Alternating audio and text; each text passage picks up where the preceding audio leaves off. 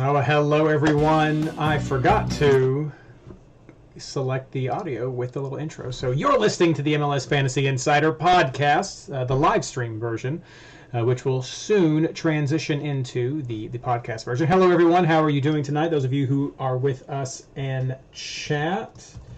Hey all, looks like 14 people right now. We got some Pines love. We'll see. We'll get into some more of that in just a second. But glad you all are here. Ashley can't be with us tonight because her son has gotten sick all of a sudden. So she may pop in near the end, but we're going to be rolling with the three of us. Maybe it was not going to be Blaine. It might have just been Tyler and myself for a while, but he has joined us. So. I think we are good to start. Everyone can hear us. I'm assuming everyone can hear us in chat since no one's responded with "can't hear you." Very bad week. Oh, JoJo. Don't even get me started, JoJo. I hated this week. If last week was worse than yours. There we go. If last week was "don't talk to me," this week is keep not talking to me. No. So all right. Well, you guys are all here. We are ready to go, so without further ado, let's get this thing started. Oh, record, or Ashley. Recording in progress. Or Ashley would have killed me. There we go. Hello and welcome to episode 14 of the MLS Fantasy Insider, our preview of Round 11. This episode is brought to you by Nashville SC's Soccer Moses, reminding us all to let his people shred. Actually brought to you by the amazing Patreon supporters of the MLS Fantasy Insider and MLSFantasyBoss.com. I'm your host, Reed Connolly from MLS Fantasy Boss, and tonight I'm joined by co-host Blaine Riffle. Ashley could not be with us tonight because her son has gotten a little sick, so she may join us later, but she is currently not going to be able to join us tonight, so good thoughts out to her and her family. We'd also like to welcome our very special guest, Tyler Norman, a.k.a. Ranchinator, from the MLS Fantasy Boss Discord community. How is everyone tonight? I'm good. Doing really good. Fantasy isn't, but I'm doing good. Ain't that the truth? If yesterday or last week I said don't talk to me, this week I'm saying just keep not talking to me. No, maybe not. There's some happy points to this week. We'll just go ahead and get right into all of that. Oh, wait a minute. First, do you want to talk about your surprise, Tyler, or are we going to ease into that? I mean, it's already here we are. Obvious that we got some Pines love today. That's right. For those of you listening, Tyler is a Seattle boy, but he is one of our big Pine supporters. As you know, that's sort of been the theme of fantasy this year, at least from the MLS Fantasy Boss network of leagues in the community that we have. It's like there's just been this underline of Pine season. Of Pines. Yes, it's Pine season. And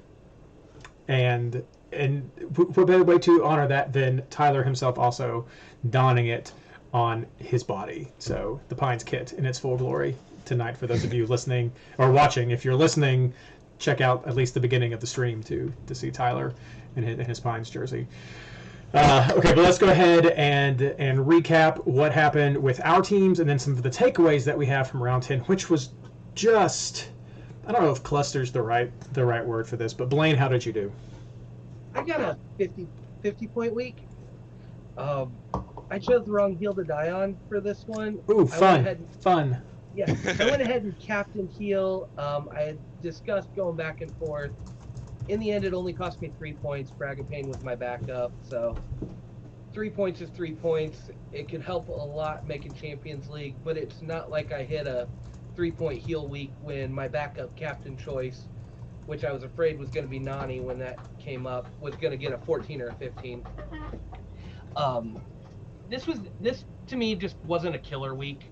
50 kept me where I need to be in my overall ranking. I was 9 points off of a Champions League spot last week, and I'm still 9 points off of a Champions League spot this week. And so I didn't lose ground, and on a bad week like this, that's really all you can hope for. Best case scenario is not lose, or is to go up, and we've seen some good scores pop up this week. But yeah, not losing ground is all I could ask for on a week that was this bad with the 3-point captain. The only change I really made from the show was I did bring in Busio as my 5th midfielder for his 9, which was very important for this. And then I kept Gressel and DK on the bench, so I got a lot of points right there that I knew I was going to be able to take. Ashley sent in her results. She ended up with 54 points. Spoiler, the high score of us tonight.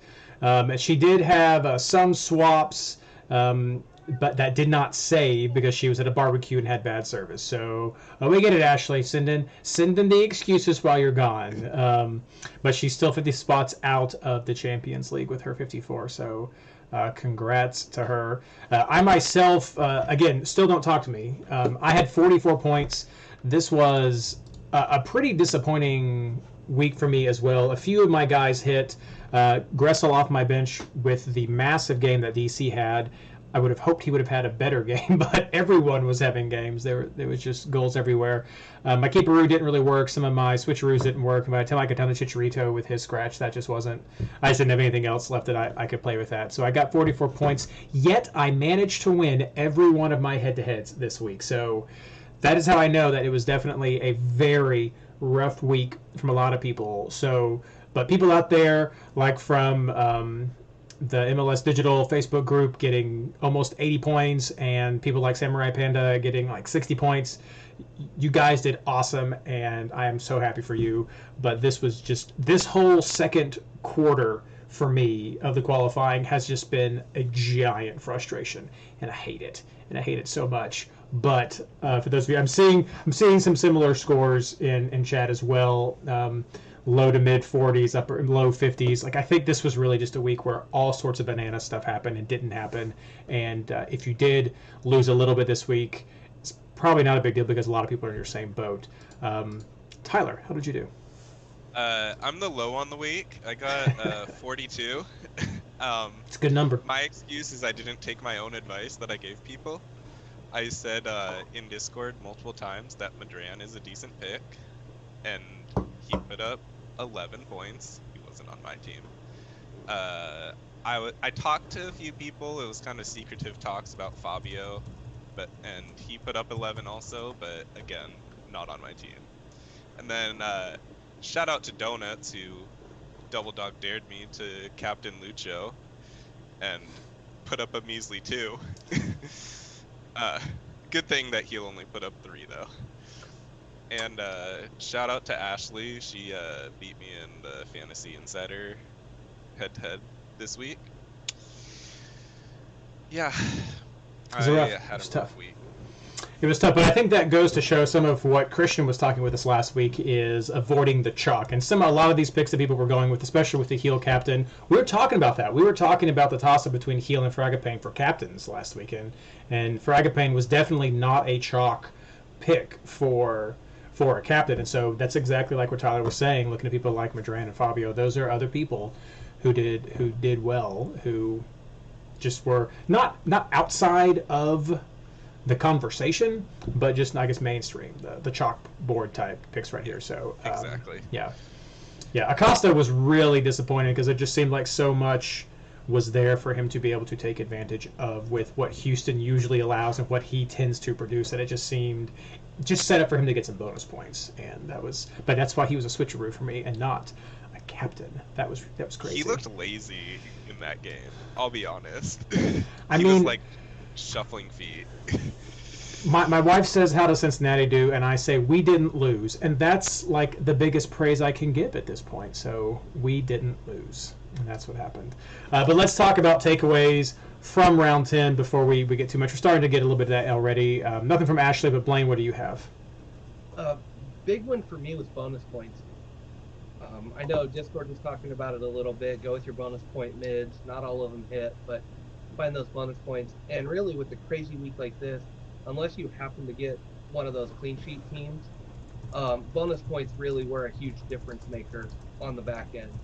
I know I stuck with Beasler for the bonus points. I know there was a lot of debate between Beasler and Kolanic, because Kolanic is on set pieces.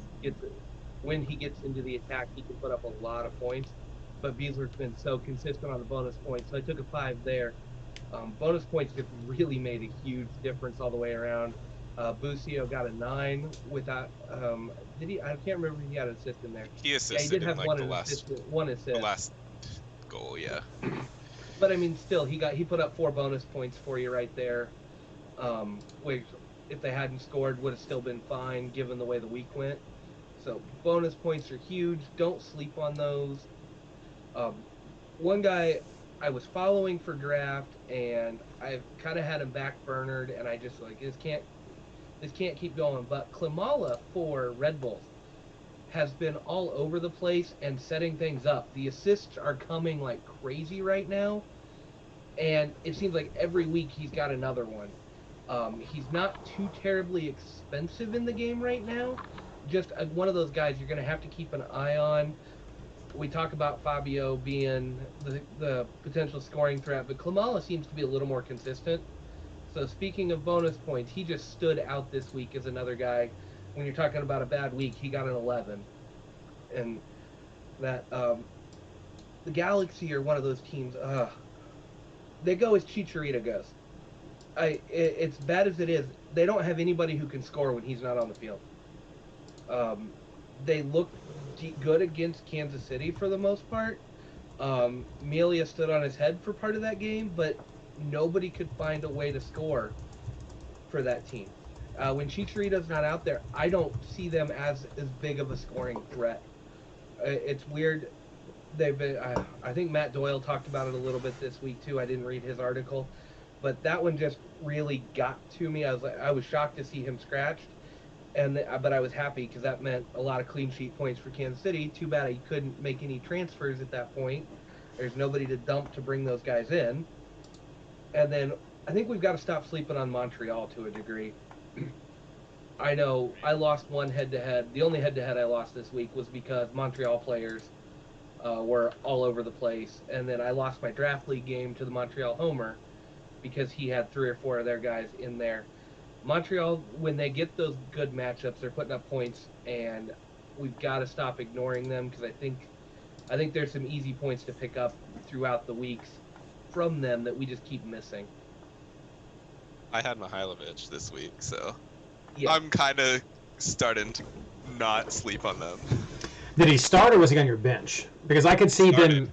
Okay, that's a bit too rich for my blood. I mean, I could see them being switcheroo options because I don't know if it's they're not to sleep on. They haven't really had any blow away games. They did do well against a Miami team with Higuain and one of their other DPs starting on the bench again. That Miami's just been horrible, Yeah. and Montreal's been switching things up a lot as well. So I hear what you're saying, but I don't know if it's don't sleep on them, but maybe they've entered that realm of viable switcheroo options. Yeah. Maybe that's So maybe that's the same thing we're saying, but Yeah, and what's really getting to me is it's not just Mihailovic and some of those guys because their attacking points are coming from all over the place.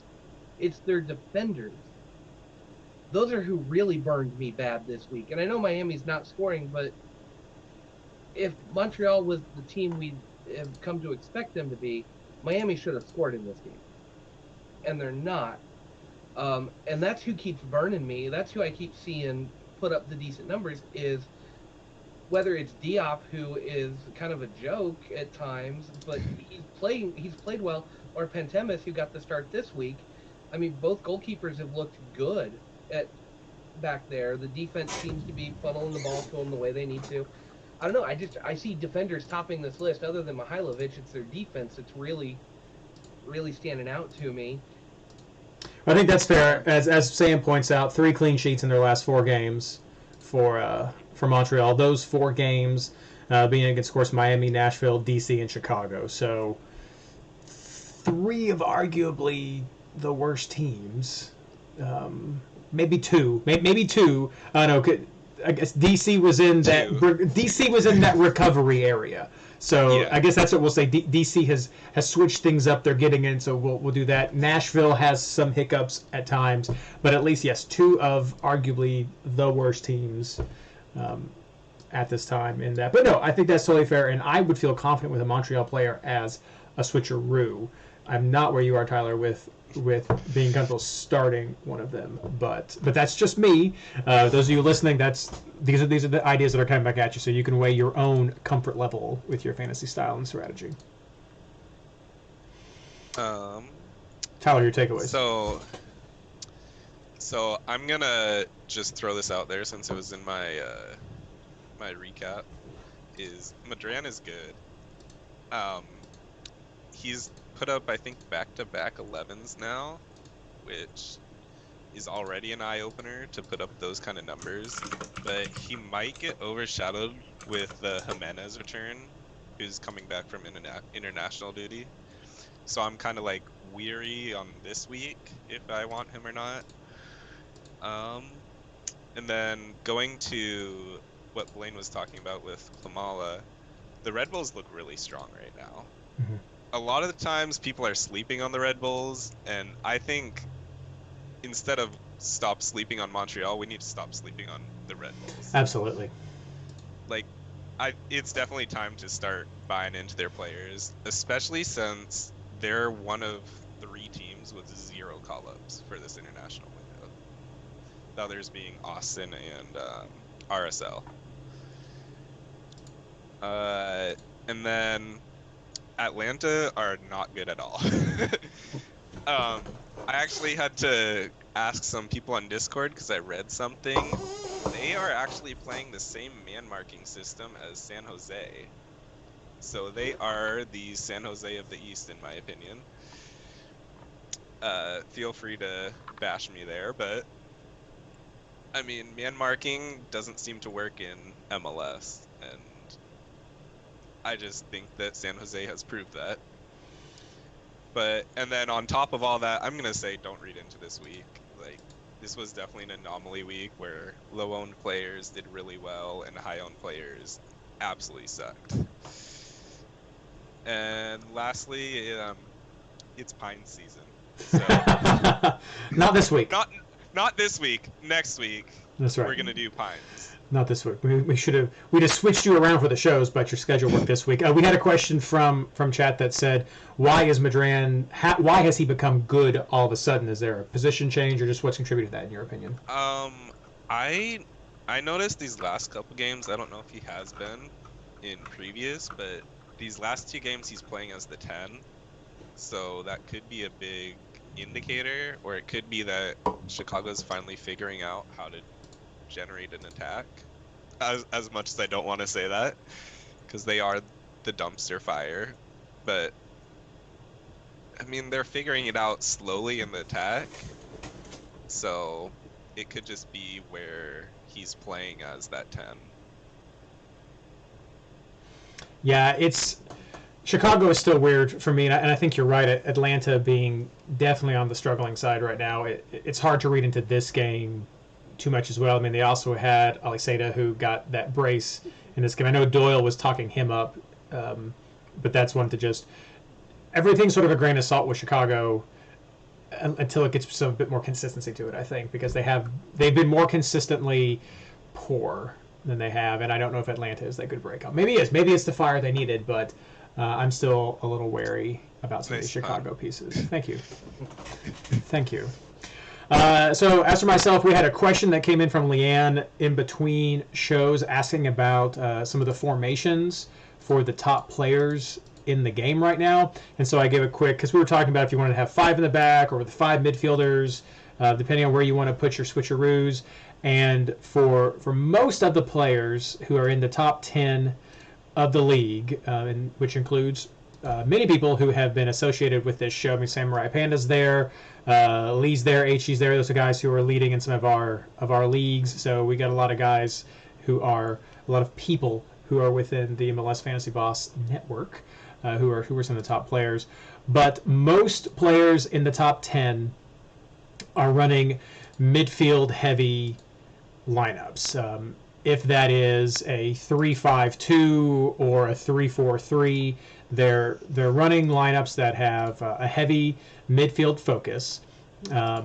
Usually they are not, so they're having the 3 defenders in the back. So they're not even using those players as buys. They're putting some defenders on their bench, and they're usually putting a a buy player in their midfield or as a forward, and then using that automatic rotation right there. So they're not doing the fantasy mullet with the 5 in the back. It tends to be more of this midfield focus, which is what we've talked about a lot this year. I know that's a play style I like, because that's where you're going to have better access to bonus points, better access to goals, and you get you still get some of the clean sheet bonuses. You just get more variety of bonus points. I think that's what I'm going for. You have more than just the passes for forwards and some of the defensive stuff for the defenders. You get a little bit of both on all the sides, and just better chances at that. So that's what most people are going. I did not break down the exact formation, but most people are going 3-5-2.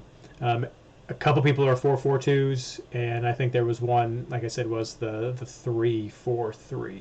But most people are going the 3-5-2 in their formation, who are in the top. And this was just based on last week. I can no longer, back in fantasy days past, you could actually go into a player, see their previous weeks, and see what their formations were. You can no longer do that. But top 10 players this week, at least, we're going mostly with a 5-man midfield.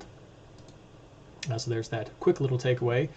Also for me, DC, as I mentioned, have been steadily rising, and if you have not already bought them, or maybe you've just been limiting yourself to Pines, I mean, now is the time. I was a hair from going with Ola Kamara this week, but I switched some things up. I don't think he started. He didn't start. He didn't, but he got a goal. I didn't check, but I ended up going with some other picks. But I was considering Ola. I ended up going with Gressel as my lone DC guy. The frustrating part about DC this week is they got 7 goals, and it was like 9 different guys. Players. Exactly. They were all over the place. A classic.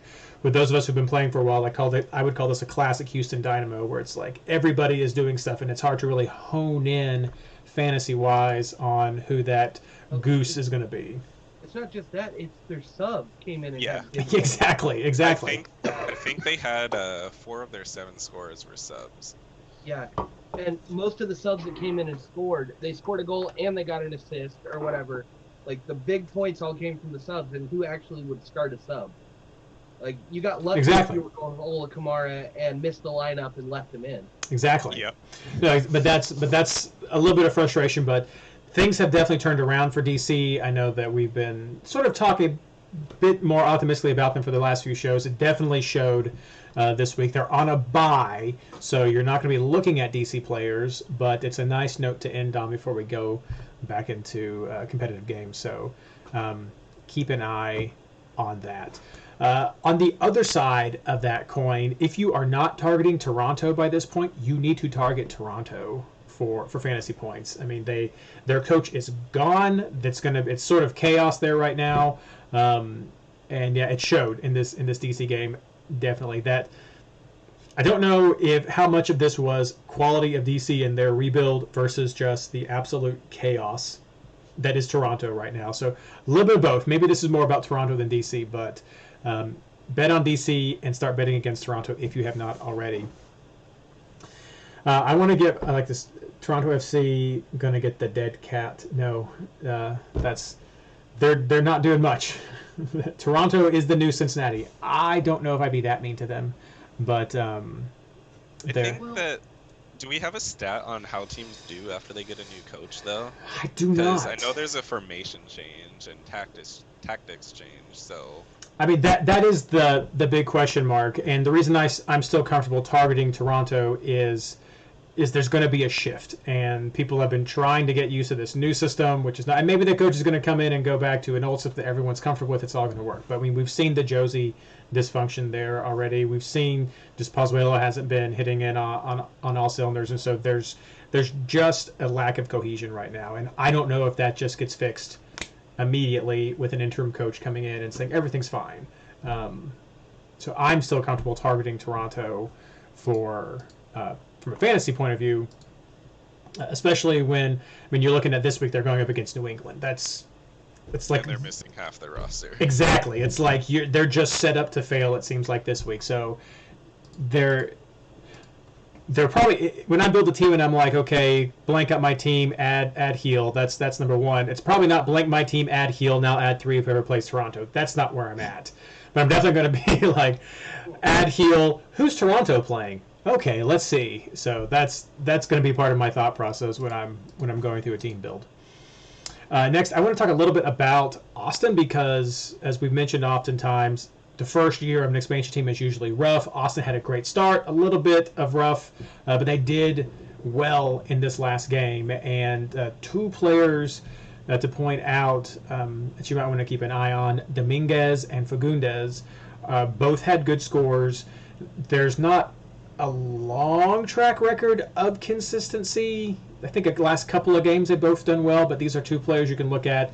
Good fantasy value just for people going, if you're going to go forward, who you could put on your bench. These are still solid switcheroo players in my book moving forward. But I will have to add, however, it has been Ring who has been the most consistent when it comes to bonus points. But he's a defensive midfielder, and so that means his ceiling is going to still be pretty low.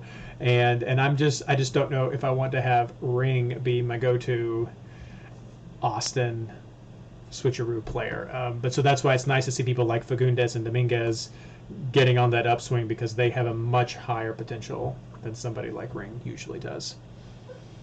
And then my final one, I think you already touched on. I was saying don't be fooled by the Chicago blip, but we've touched on that, I think, pretty well at this point. Let's see here. I don't see anything else in chat. I think we covered most of that. Anything else you guys want to add before we move on? Anything you want to correct that any of us have said before we move on? The only thing I would add is I think Fagundes, his goals per 90 and his points per minute in fantasy are astronomically high. He's just been a rotation guy a little bit. But when he plays, he's been really good. We just don't see enough of him. I think he's got a few goals this season already. And then he doesn't start a game. Like, he'll come in and do some stuff. I don't know. I'm not seeing enough of him regularly, but I think his numbers are there when he actually plays. I'm looking at his stats. He's only subbed in one game, and it was the Minnesota game during a DGW. Okay. Yeah, maybe I'm off on that one, because I think Stroud's numbers look pretty good, even though he's not playing as much either. It's just you want to see some consistency with these guys. Yeah, and that's why ultimately I still think Austin has been a solid switcheroo team. But I think they've done a little bit better than lots of expansion teams have in the past when they haven't had this huge cash splash that some of the other successful teams. I mean, the Atlantas and the New Yorks and those sorts of players. That I think they've done better than the last few have. The Seattles. The Seattles. They're built really well. Yeah, they are. And their top fantasy points are coming. Their top three are their goalkeeper and two defenders.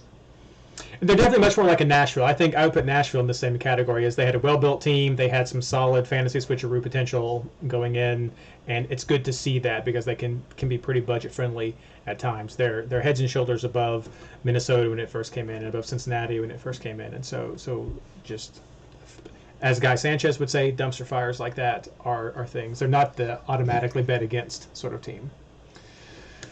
Okay, well, there's our recap. Let's move on to our housekeeping section. Okay, housekeeping section. First, congratulations to our league winners. This is a little bit switch to what we usually do because the MLS Fantasy Boss League and the Reddit League both have the same leader this year instead of the MLS Fantasy Boss in the Discord league. But Lee is winning in both MLS Fantasy Boss and the Reddit Classic Leagues. Samurai Panda is leading in our Discord Classic League. And then Garth Butchers is still leading in our Patreon Open Classic League. So congrats to all of you.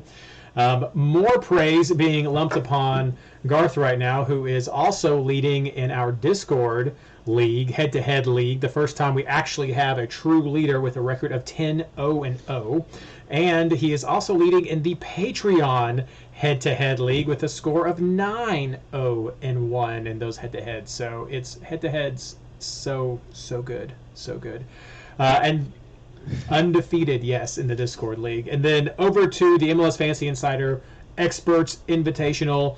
Mito was winning last week. He dethroned Skylar, but now he is tied with Sherry, one of our longtime Patreon supporters. They both have a record of 8-0-0, but Mito has edged her out right now based on points. So, but I want to highlight both of those players right now. Long time friends. Moving on to this actual round. Round 11 starts Wednesday, July 7th at 7 o'clock Eastern Time. That's 7 o'clock p.m. Eastern Time. It's kind of a weird week. It starts with New England versus Toronto, but this is not a double game week.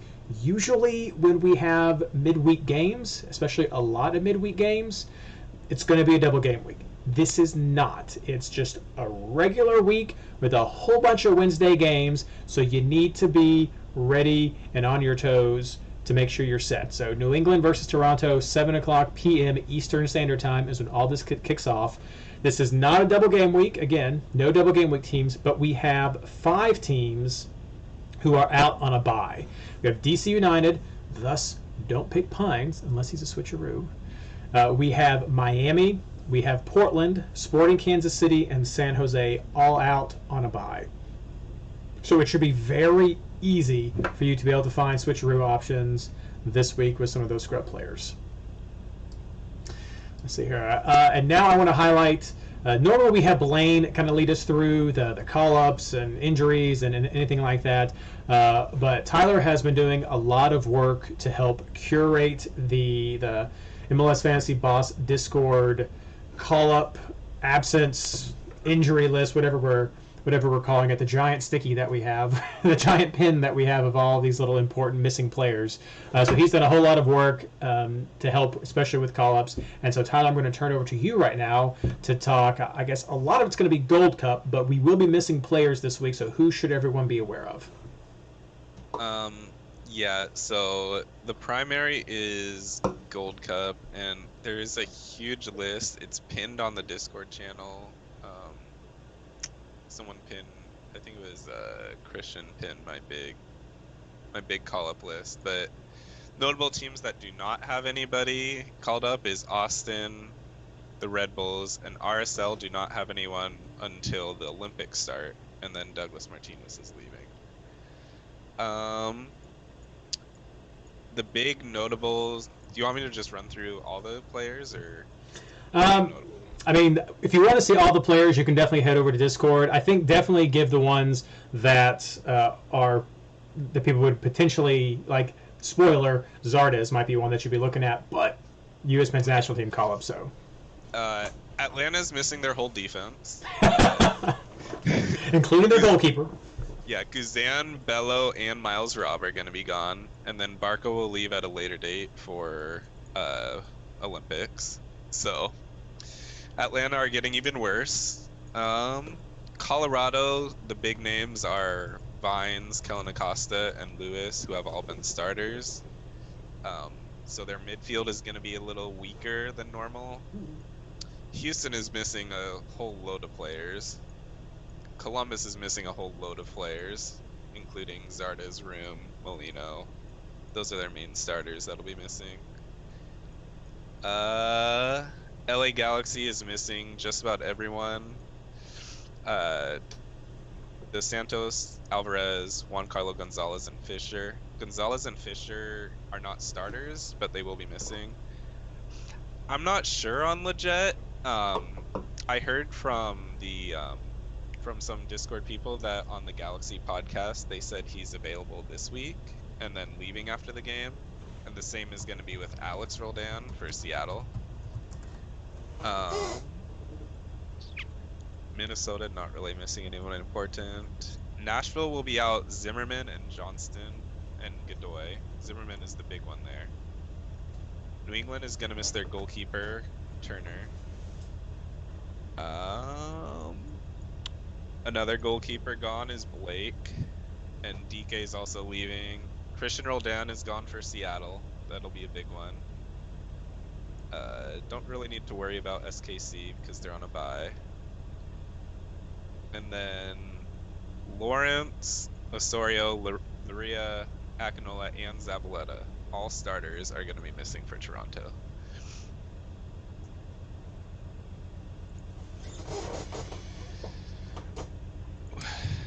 Anything else to add, Blaine? No, that's a pretty comprehensive list of everybody who's up. I haven't been able to check the injuries with the holiday weekend, so I don't have an update on that. But list gets out there. Oh, also the Ecuador players are coming back in Arriaga and Mendez for Orlando and Palacios for LAFC. Peru did just lose Copa America, so I don't think they'll be available this week, but they'll be available the following. And I want to do a quick clarifier just because we get the double name. You said that Christian Roldan is definitely out, but Alex Roldan will likely leave after the game? Correct. Correct. Christian, Okay. the midfielder, is 100% out. Alex, the defender, is going to be probably available this week, gone next week. Okay. Definitely a lineup check before solidifying that player for your team, though. All right. Well, thank you so much for that. Again, if you want to check this out, you can head over to the MLS Fantasy Boss Discord channel. It's a fantastic community. We've had several of the members and admins on the show this week. The easiest way to be able to join that community is to head over to MLSFantasyBoss.com. At the top of the page, there is a Discord link, and that will take you to the page with all the information and a static link for how to find the community and join. You do have to download a client, or at least it's a lot better if you download a client. But it's a fantastic group. Over 700 people play. Some of the top names in MLS Fantasy. We have lots of subgroups and interests as well. So it's more than just MLS Fantasy. It's all kinds of fantasy and fun chat all year round. So check it out. All right. So let's now get to talking about the players who we want to target for round 11, which with hope will be much better than round 10.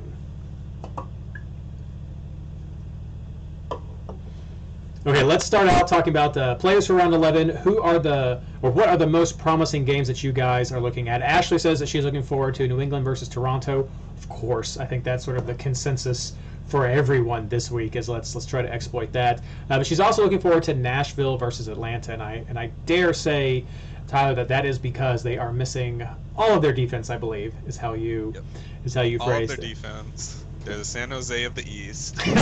There's so much you can just pile on there. They also might be out Jamar, and their injury list is so extensive. Sorry, Patrick. So yeah, those are definitely two games. Blaine, do you have any other games you'd like to add to that list? Given the call-ups, I think Montreal versus New York City is one where you could find some points. And what was my other one? Colorado, or no, not Colorado. No, I think that was the only one I had. I can't remember what the other one was. Tyler, what about you? I'll go ahead and say Colorado and Mini. I think Colorado's just missing too many pieces, and Minnesota's only going to be gone St. Clair, who isn't even their starter. So I think Mini has a good shot. And then I like the Red Bulls versus Philly, because Philly is down two of their big players, and Red Bulls don't have anyone gone. Yeah, I love what you were talking about with Red Bulls earlier in the show, so I hope we can touch on some of them later. I like a lot of those games. I agree with Ashley. I think New England, Toronto, Nashville, Atlanta are going to be two of the big ones that people are focusing on this week with teams. I am going to give a little selfish shout out, and I will be at the Cincinnati Columbus game. I think I've been teasing this for the last few weeks, but I'm definitely going to be at the Cincinnati Columbus Hell Israel Derby this weekend. If you are a Cincinnati or Columbus fan who is listening to the show and you would like to say hello, happy to do that. Feel free to look for me. I'm not going to be in the supporter section. We've got some seats in a different section on the sideline. I like that view a bit better myself, but we'll be at that game. So I'm excited for that game, though I expect that we will lose. So, but it will be fun. Come on. I mean, they're missing. I'm hoping for not lose. That's what I'm hoping for. But I wouldn't be surprised. But we'll see. We'll see what happens. But I will be at that game, so I'm definitely looking forward to it. Let's make our first official book it and say Cincy will not lose. Book it. we need some sort of fun fantasy. Like, we don't want to take Guaranteed. That was definitely been Bears. We need to find something else and figure it out. But send those suggestions to us if you have a little saying that we should do. Let's move on to keepers and defenders and clean sheet chances. Blaine, who are you looking at? Yeah, definitely looking at Nashville for a clean sheet on this one. Uh, kind of like Seattle, especially if Arriaga's coming back. I think their defense is going to be intact. Um, kind of like Columbus on a clean sheet in this one. They've had so much rotation, even with their guys that are going to be gone. They've had so much rotation. I think any number of their guys can just step in and fill in. It doesn't matter who's starting. They've got a solid defense there. It may be a long shot on the road, but I don't like a lot of the defenses this week, especially with absences. That's where goals come from. Rivalry matchups are a thing, though. You never know in rivalries. Yeah. Yeah. So, not a lot. So, keeper. If I'm spending the money, I'm thinking I may go Stuver into Willis this week with the keeperoo. I don't know. I like the way Austin's been playing. LAFC has not been hitting like you would expect still. And even if they start to hit, this is one of those where Stuver's bonus point production could really pay off in that first game. You could be looking at a 5 or a 6 and giving up a goal or two for him just with the way his season has gone. So I don't think that's a bad one. And then I like Willis is probably one of my best keepers of the week. With that, you're kind of torn. I'm going with a Seattle defender. Depends on who's back. I've got Yamar in there now, but it depends on who's back and who starts. Alex Roldan could be a good one to throw in there. I'm looking at Beasler for the bonus points again. I really think that could be a difference maker this week. And then right now I've got Mensah in there for my one Columbus pick, but that could easily get switched around a little bit depending on what I see during lineups. That's the last game of the week, so I've got there's a ton of time to look at things and see who rests. Because this is a Wednesday game. A lot of these are Wednesday games, so you've got short turnaround from the weekend. Not quite a double game week thing, but you could see some of that double game week rotation coming into a Wednesday game for players that are known to pick up injuries or have a little bit of tired legs. There is a long break after this, so it's not like they're resting for another game on Saturday, but you could see some rotation, so I'm going to be watching for that. All right. Ashley is looking at Knighton from New England with a keeperoo switch over to Cleveland from Seattle. And then for defenders, she's looking at Bai from New England, Lovitz from Nashville, Roldan from Seattle, and Cascante from Austin. Tyler, who are you looking at? I think the consensus is Stuver goalkeeper for the front end of a keeperoo. So I have Stuver there, and then going into Cornell. Ooh, my camera's going whack. But yeah, I'm going into Cornell there, and I usually like to double up on my goalkeepers with a defender. So right now I have Beasler, and I think that's going to be a lock. Lovitz for Nashville. I have Jones right now for New England, but that could easily switch to Duncan for the Red Bulls if I need to go Cornell. Mm-hmm. And then I like Cameron this week for Cincy because he's just generating so many bonus points. That is true. And if they do happen to clean sheet, since Columbus is missing a lot of attack, that's adding on to all those bonus points. Yeah, I like what you guys were thinking. I was looking at Cleveland myself and somebody else, so I don't know if I'll do like a Stuver Cleveland or I haven't really been happy with. I am like you, Tyler. I like to match up a goalkeeper with a defender, and I haven't really set on which team I want to match with yet. So sort of depending on if I like Nashville or New England or Seattle more for a clean sheet is probably who I'll end up going with as the first part of my switcheroo, and I haven't decided on my second one yet. But yeah, I think Stuver is the easy one by far for this week. Just they play relatively early. He'll work with a player. I mean, New England plays at 7, Austin plays at 9. You can easily do the switcheroo there, so it's a sweet spot. And then with Nashville playing on Thursday, and the Red Bulls playing Thursday. The ones that you mentioned, those are easy people to pivot. So, yeah, I'd say New England or Austin are definitely the first part of the switcheroo for most people. As far as defenders, you guys mentioned everyone that I've really been considering. Well, I hadn't really been thinking about Cameron myself, but you do make a very good point about bonus points for him. But yeah, I was looking at a New England player, Seattle player, and a Nashville player as far as probably the only three. I don't know if I would go with four or not. I may have some switcheroo options, but those are the three teams I was targeting for my defenders.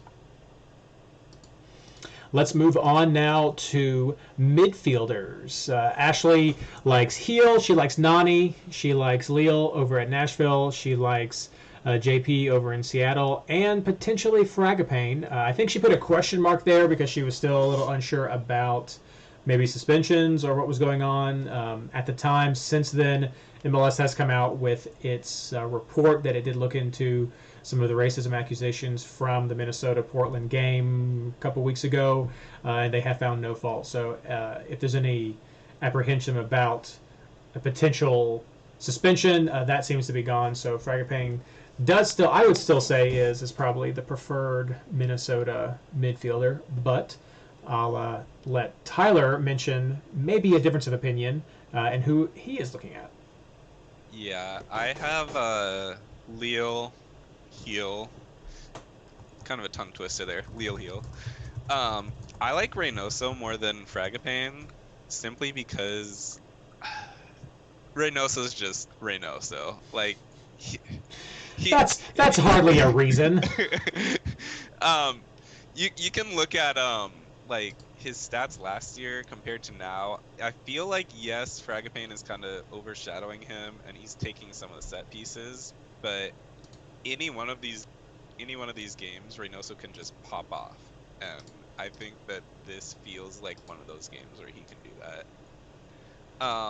I currently have Madran in my team. After all that talking him up, I feel like I have to have him in my team. And then I have JP currently, but I also am considering Caceres, who's putting up like a lot of 9s lately. I think he has like most of his games have been 9s in this season, which is ridiculous. Yeah, Caceres Jr. from Red Bulls. And then Fragapane I've considered, and Alex Ring I've considered just for a floor. Blaine, who are you looking at? Yeah, I mean, I've got most of the same names floating around my list. I think you're kind of going to get to a consensus top four with Heel, Leal, Nani, and JP. I think those four have been punching enough this season that you're going to go with them given the matchups they have. I like Mihailovic on the bench play this week. New York City's missing a few players, and that defense can be suspect at times. Caceres Jr. is another great shout. If he's back and healthy, which I know he missed a little bit of time with an injury. Played last game and got 9. Yeah, and he was back for that week, so hopefully he can keep it going. And yeah, he's another one that's going to be hard to ignore. I do get a little worried going against Philadelphia, though. I know Blake won't be there, but I still get a little nervous going against Philadelphia that the core of that defense is still going to be intact, and that can make a backup goalkeeper look really good. And so that makes me pause. I think there are some other matchups that are probably a little better, but it's really hard to go with that. And I think since we're kind of all piling up on the same guys, I think your Krylak-Rusnak debate can come about this weekend too if you want to go with the road midfielder. Vancouver's so hit or miss on defense. If you're looking for a differential or somebody else for the bench, maybe a little cheaper, don't like something, I really think you could get one there in that RSL lineup. I myself have been Heel, João Paulo, and Leal are three that I'm going to agree with. I've seen some people mention Mukhtar in chat. I like Leal. I just like watching him play more. Sometimes I feel like he can be a bit more dangerous. I don't know. Maybe that's just a personal I think he's also splitting set pieces with Levitt. I don't think Mukhtar's on the set pieces. Okay, that's good. I don't know. I've just liked Leo more from what I've watched. That he's been the player I've been attracted to. That being said, I mean Mukhtar is definitely quality. It seems like one or the other tends to go off. They rarely both go off at the same time. So if you're looking back during double game week, Mukhtar was doing well. Come back on to this game against Philadelphia, it was Leo who did better. So I personally like Lille.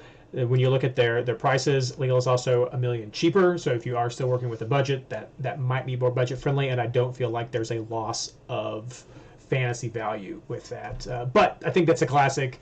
Go whichever one your gut's going with, whichever one you. I think Lille's more of the chalk pick. That tends to be the name that most of us have gravitated to, but I like him. I'm looking at Fragapane.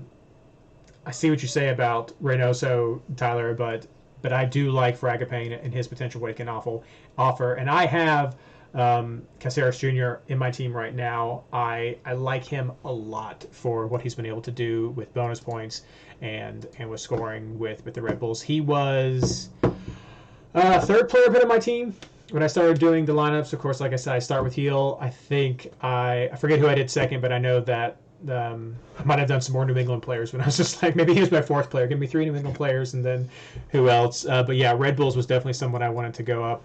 I was a little worried about being against Philadelphia, but like you say, Blake being gone, I think, is definitely a big hit for them. And Red Bulls have just been doing so well this year that I think they're worth having at least one player on your team.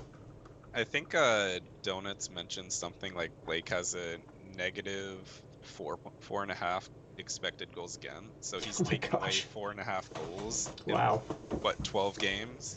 It's pretty ridiculous for a goalie. Yeah. There are a few other definite good midfield picks I think you could look at. Blaine, I think you hit the switcheroo option there with looking at Real Salt Lake. There's definitely some potential there. I think you could go with some Austin guys, but they definitely would need to be a switcheroo. I'm not sure about Ring just because he's a defensive mid, and I'm looking for more of the boom, not necessarily the floor. Orlando makes a lot of sense. I think Nani is a quality player, even on the road. That's a good. He's just not. I like some of these other guys better for their potential points, and I like the Montreal pick there against New York City. That could be an interesting game. A bit better of a test, I think, that they've had than the last few. But yeah, lots of good options right there. Let's see here, looking through chat real quick. Yeah, I think we hit the high points there. So let's move on to our forwards. Who are you considering, Tyler? Bo was like the second player on my team. So it was like I opened my team, heel, Bo, and then I looked at the rest. Because it's Toronto. Yeah. And even though I was like playing devil's advocate with the new coach, I feel like Bo is in form right now and he should tear them apart. And then Cadiz was one of my first picks also. I think he's back. I'm pretty sure he was at least a sub this last game. And against the San Jose of East, he should be a pretty good pick. And it's like kind of leans in towards switcheroos here, but I have Tesho. He's just sitting on my bench, Tesho Akindele. I like his matchup, but I'm weary of like just that whole game. Like I look at that game and I can't pinpoint where points are gonna be, but I know there will be points.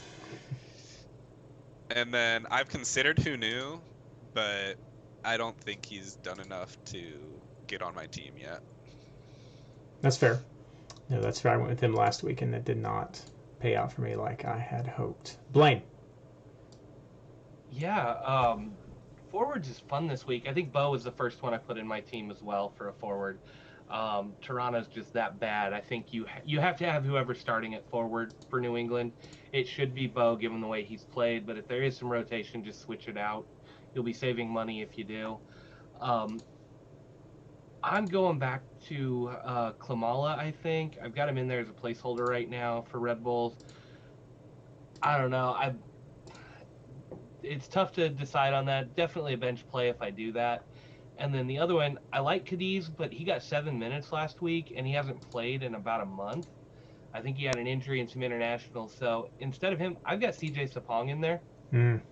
5.2. He's been the starter. He's got a goal and an assist in his last 3 games, just one of each. So not a huge thing, but at 5.2, he's not a huge investment for that. And we're looking at the matchup again here. I think playing against depleted Atlanta, if anybody's going to go off, or if there's a time where a guy that's trying to prove he can start still in the league is going to go off, this is a game where he should really tear it up. If Cadiz plays, I mean, I'm definitely switching to Cadiz on this one. He'll tear it up even more. But I think Sapong is set up to really take advantage of this matchup. So you want whatever starter is coming in for Nashville, but I've got to throw Sapong out there just because I think it's going to be him. I definitely agree with that. Whoever's starting, I'm on forward. I'm gonna have with Nashville. Just piling in right there. You're making me rethink some of my forward picks right now, guys. Ashley likes Rui Diaz, Carlos Vela, and Fabio from the New York Red Bulls. There we go. For myself, I was looking at Bo. He was another one of the top players that I had, and now I'm just rethinking everything. I mean, I hadn't really decided on that third player yet. I had a 4.0 scrub as I was still kind of thinking. I had considered Vela, but that was really just again a placeholder kind of dropped in there. But you guys have given me a lot to think about with some of this. Mostly for me it was Bo. I was like I wanted Bo against Toronto, and so I'd be even fine if I decided to go with one forward if it was him. But I think if you have Stuver, you can't go Vela. You can either go that's one fair. or the other. No, that's fair. You're betting against that. I didn't have Stuber at the time, so. And I don't have Stuber right now, but maybe I'll throw in Stuber and swap out Vela to see about freeing up some cash to move around. I don't even know how many points I have, but somehow right now I'm negative 1.9 million to fool around with that. Too expensive taste. Let's go on to our switcheroo options. I know we've mentioned for you. Ashley was liking basically Chicago players, so she was liking, and some Montreal players. She was looking at Aliseda and at Mihailovic for Montreal. Blaine. Yeah, I mean Sapong was my first one there. Talked about him. Tommy McNamara. If you want to go 3 in the attack for New England, given a couple of the absences, he may get the start again. I think he had a 4 or a 5 last week, which isn't bad for his price. But you throw him in against this Toronto team that's going to be missing so many players. If you really want to triple up, I think he's your third New England player in the attack you would want to look at.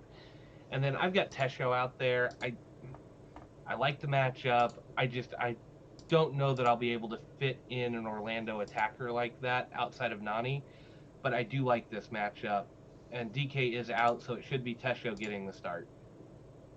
Yeah, I'm gonna bounce off that too. I'll let you say Tesho. I'm actually gonna mention if he starts. This is a big if he starts, but Benji Michel could be a decent pick since he has the wheels against them. Mm-hmm. And then I think Taddy Castellanos is a decent shout against Montreal. He's had some good games in the past. He could pop at any moment, so I think he's at least a good shout. Pepe for Dallas is in form right now. As much as I don't like to say that, he's killing the game right now, and he could be a decent switcheroo there. And when you started mentioning secondary mids for New England, I thought of Tristison if he starts. Since Buchanan is out, he kind of plays that area where he could be a decent switch. Yeah, for me, I already alluded to it, Blaine, you mentioned it. I think Vancouver and RSL are sort of the ideal match for switcheroos. Either team that you want to go with. In this case, I think Vancouver's playing its home games at RSL. Is that right? Am I remembering that correctly? They're not going back to Vancouver, so I think either one of those teams give you some options depending on who you want to go with. Maybe RSL's on the upside right now. Vancouver's done a little bit better its last couple of games, though, so fairly even match right there. But pick your pony, whichever horse you want to go with. Either side, you could probably find a good midfielder right there, maybe a forward as well as just a little cheap budget switch that you put on your bench. And finally, guys, let's talk captain. Blaine. Is it even a question at this point? Is it ACG? Are we at that point? Yeah. I don't know that we're at that point, but we just saw DC, which is a much weaker team, drop 7 on Toronto. Oh, yeah. You're going heel against Toronto without a doubt. Is this the week that we break MLS and there's like a 10-goal game? Is this the week where a player can get a hat trick and get 3 assists at the same time? It very much could be. This will be the game that Heel cements himself as the MVP of the league. So yeah, Heel is my captain. I've thought about Lille, but I think you always have to captain Heel at this point. And Ashley agrees. She says maybe Heel if I forgive him for last week, which means she's going to go with Heel. And I already have it on Heel as well. I don't even have a secondary captain option for this week. I guess potentially, Tyler, we could go with your and just say someone from Nashville to go up against the San Jose of the East. But we're gonna get that trending, San Jose of the East. That's what we're gonna do. But no, I don't like anybody better than Heel, just with the struggles of Toronto, the call-ups from Toronto, and the power that New England still has. So I think it's hands down. Makes Ashley's captain's article easy this week. So or maybe hard if she has to think of some couple other places. So I don't see anything else in. Yes, a very funny Captain Brad Smith in chat. Looks like Shannon's at ACG for always Captain Heel. Yeah, I think that's where we're at. I will do one quick little thing. I was on Holding the Highline podcast with Matt last week for the Colorado fans who were listening, and I did badmouth Barrios because I'm just not a fan of Barrios because he never performs well for me. So, of course, he scored a goal last week. And props out to Matt for not adding me on Twitter as soon as that happened, which I thought was going to happen immediately. But because I said it's ACG, and for me it's MPB, so I never pick Barrios, and he goes and scores. Which, I mean, that's it. That's because I didn't pick him, and if I was to add him for every other game for the rest of this year, he would never score again, and that's just how it works.